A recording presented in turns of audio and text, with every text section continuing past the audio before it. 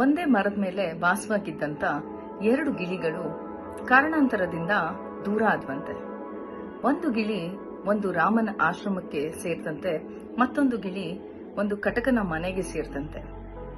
ಈ ಕಟಕನ ಮನೆಗೆ ಸೇರಿದಂತ ಗಿಳಿ ಯಾರೇ ಮನೆಗೆ ಬಂದ್ರು ಹೊಡಿರಿ ಹಿಡೀರಿ ಅಂತ ಈ ತರ ಪದಗಳನ್ನ ಬಳಸ್ತಾ ಇತ್ತಂತೆ.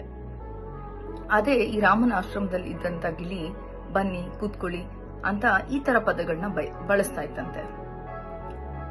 ಈ ತರ ಯಾಕೆ ಒಂದೇ ಕಡೆ ಇದ್ದಂತ ಪಕ್ಷಿಗಳು ಇಷ್ಟು ಬೇಗ ಡಿಫ್ರೆನ್ಸ್ ಆಗೋದಕ್ಕೆ ಕಾರಣ ಏನಪ್ಪಾ ಇರ್ಬೋದು ಅಂದ್ರೆ, ನಮ್ಮ ವಾತಾವರಣ ಎಷ್ಟು ಸುಲಭವಾಗಿ ನಮ್ಮ ಎನ್ವೈರನ್ಮೆಂಟ್ ನಮ್ಮ ಮೇಲೆ ಎಷ್ಟು ಪರಿಣಾಮ ಬೀರುತ್ತೆ ಅಲ್ವಾ. ನಾವು ಕೂಡ ಹಾಗೇನೆ ನಮ್ಮ ಎನ್ವೈರನ್ಮೆಂಟ್ ಅಲ್ಲಿ ಏನಾಗ್ತಿದೆ ಅಂದ್ರೆ, ತುಂಬಾ ಡಿಜಿಟಲ್ ಯೂಸೇಜ್ ಜಾಸ್ತಿ ಆಗ್ತಾ ಇದೆ. ನಾವೆಲ್ಲರೂ ಅಷ್ಟೇ ನಮ್ಮ ಗ್ಯಾಜೆಟ್ಸ್ ಇಂದ ನಾವು ದೂರ ಇರೋದಕ್ಕೆ ತುಂಬಾ ಕಷ್ಟ ಅನ್ಸುತ್ತೆ.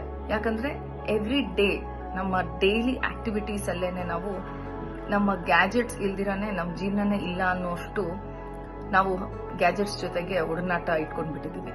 ಸೊ ಹಾಗಾಗಿ ನಮ್ಮ ಇವತ್ತಿನ ಡೇ 11ನ ಆಕ್ಟಿವಿಟಿ ಏನಪ್ಪಾ ಅಂದ್ರೆ ಡಿಜಿಟಲ್ ಡಿಟಾಕ್ಸಿಫಿಕೇಶನ್.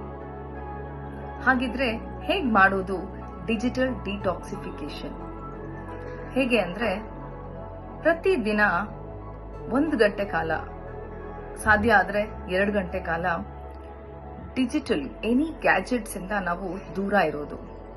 ಟಿವಿ ಆಗಿರ್ಬೋದು, mobile, Facebook, any social medias ಎಲ್ಲದರಿಂದಾನು ನಾವು ದೂರ ಇರೋಂಥದ್ದು. ಆದಷ್ಟು ನಿಮ್ ಜೊತೆಗೆ ನೀವಿರೋದು, ಮ್ಯೂಸಿಕ್ ಕೇಳೋದು, ಇಲ್ಲ ಮನೆಯವ್ರ ಜೊತೆಗಿರೋದು, ಮೆಡಿಟೇಷನ್ ಮಾಡೋದು, ಬುಕ್ ಓದೋದು, ಈ ತರ ಕೆಲಸಗಳಲ್ಲಿ ನಮ್ಮನ್ನ ನಾವು ತೊಡಗಿಸ್ಕೊಳ್ಳುವಂಥದ್ದು.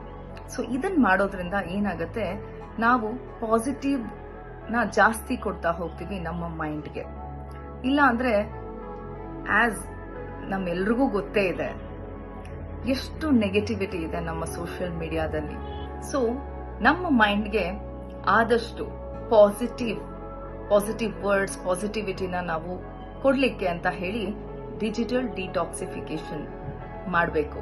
ಓಕೆ, ಸೊ ಇದನ್ನ ಮಾಡೋಣ. ಮತ್ತೆ ಸಿಗೋಣ ನಾವು ನಮ್ಮ ನಾಳಿನ ವಿಡಿಯೋನಲ್ಲಿ.